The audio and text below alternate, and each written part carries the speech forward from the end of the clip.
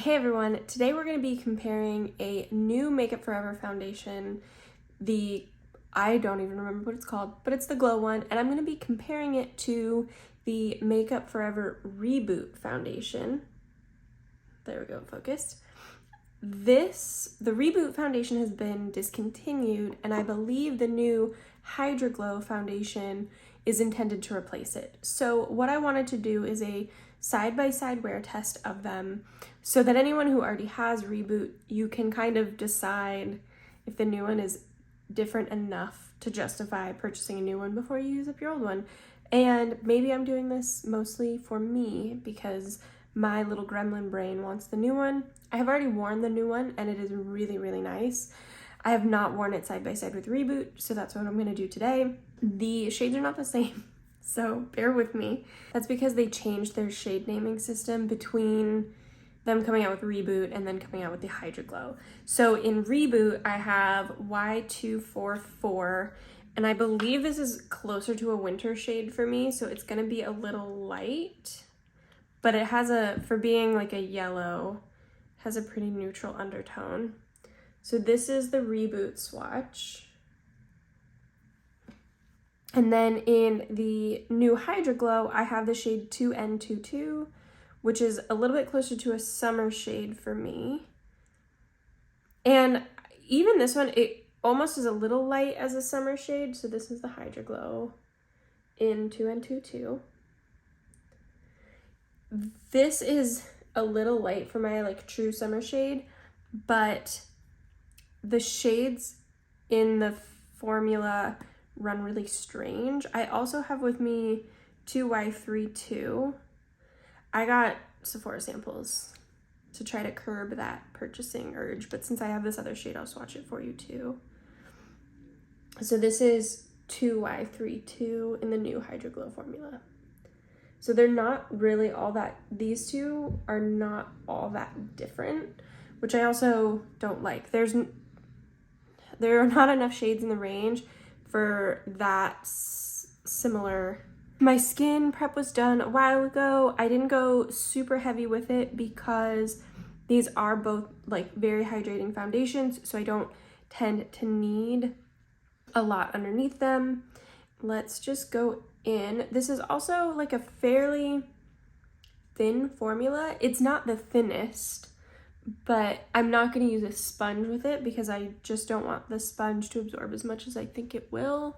So on this side, I'm doing the new Hydra Glow. And you can see it blends out really quick and easy. It's not a ton of coverage, but it's not none. It does even some of that out, but it's not going to cover all of your blemishes so that you can't see them anymore. Just evens everything. There is a lot of construction on my street right now, probably forever. So if you can hear that, I'm sorry, but it's all day long. It's like 8 a.m. to, they're usually packing up at about 5:30 when I take the dogs out, so it's all day. All of the sunlight hours. Anyway. So again, blends out super, super fast, super easy. I think it is, like you can see, even compared to this side, that this side looks, the skin just looks healthy. And I like that about it a lot. Okay, and now we're gonna go in with Reboot. So I'm just gonna put some of that on the back of my hand and do the same thing, kind of dot it on. You can see how different in shade these are.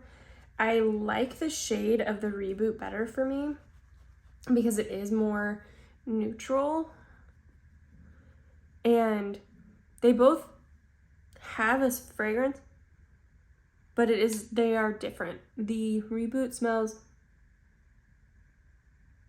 I don't know what that smell is. It just smells different. Kind of florally. So again, that one blended out really nicely. And this is one of my favorite foundation brushes, the Sephora 56. So on my forehead, you can see the shade difference. It's not startling. Like, I'm not gonna go out into public and have people wonder what's going on, but they're definitely different. If I went into Sephora, someone would wonder what was going on, but not like the grocery store. I didn't really get my nose on this side, so I'm just gonna do that. I'm gonna look up close with my mirror to see what I can see. Overall, I think the finish, the coverage levels, all of that is about the same between the two. On my chin, I actually see a little bit more texture on this side than this side, but they are very, very similar. When I look up close, I can see some dryness and some catching around some of my more troubled spots. I think I probably could have made that better with more skincare, more hydrating stuff. I don't think it's really gonna affect the wear test or the review. My skin wasn't dry or anything. It just is chronically dry, and I'll never win that battle. But I think this will do for the wear test. I don't really have anything interesting to talk about for the rest of my face, so I'm gonna speed through that real quick and not talk forever and ever in this particular video. If you like the talking, let me know. I can always talk for way too long, but today I won't. And I'm just gonna speed through the rest of my makeup application, and I will put everything in the description box in case you're interested in what's going on.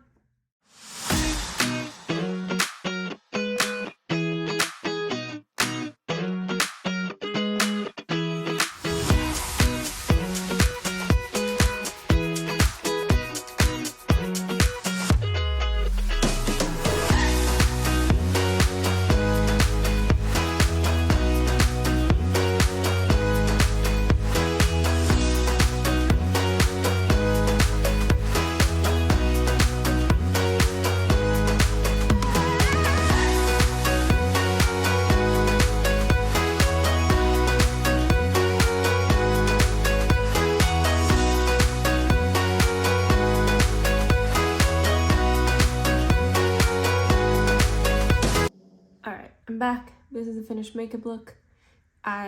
You saw some of it. I did my eyes completely off camera because I wasn't sure what I wanted to do. I did decide to use some of my MAC single shadows. I don't use them all that often, but they're very good. I like them a lot. These were kind of like the first makeup thing I ever really went hard collecting. Anyway, and they deserve to get used. The main colors that I used are, and I don't even know which of these are available anymore, but this is Tempting, and that's what's all over my lid. And then the matte brown that I used is Espresso. That's it. A very simple eye look. Came together really quick, and I think it looks really nice. I wasn't sure how it would go with the cheek or the lip. I think it all works together since the lip and the cheek aren't super bold. It's about noon, so that's what we'll call the beginning of the wear test. I should be able to check in at around the 4-hour mark, and then I will obviously check in at the very end of the day, like I'm prone to do. So we should be able to get like a 10-hour at least wear test out of this, and we'll compare the sides. And you can see like makeup application on top did not really seem to change anything. They still look very, very similar. So so far, if you have Reboot, finish your Reboot. The Hydra Glow is beautiful too, but you don't need both. Or go get a sample and prove to yourself that you probably don't need both. The wear test will give us more information, so I'm getting a little ahead of myself.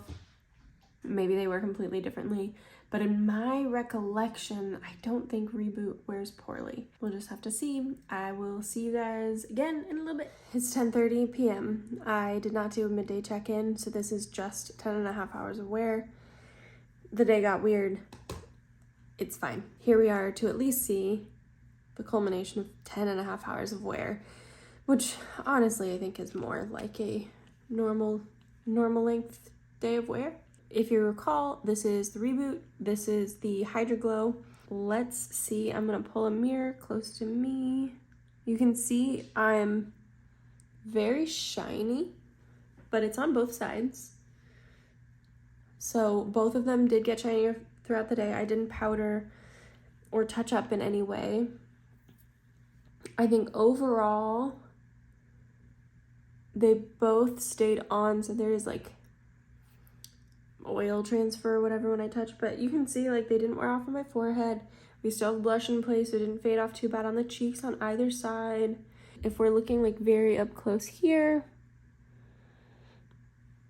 I think it wore away, but it didn't cling or get gross. So I'd prefer it to wear away than to wear poorly. And you can see like there's a patch missing here. I'm sure I like scratched my face or something like that. But both sides I think wore the same. I do recommend the Hydra Glow.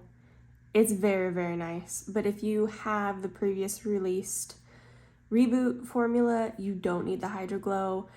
I will see if I can pull up ingredient lists for both, and maybe I'll put them right here.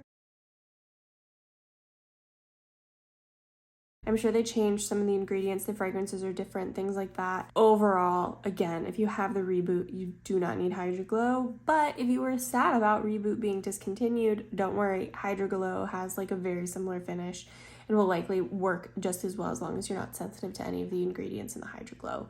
And if you can find a good shade in the Hydra Glow, since the shades don't directly translate. I hope this was helpful. I hope this helps you make a purchasing decision that works for you. And I will see you in the next one. Bye.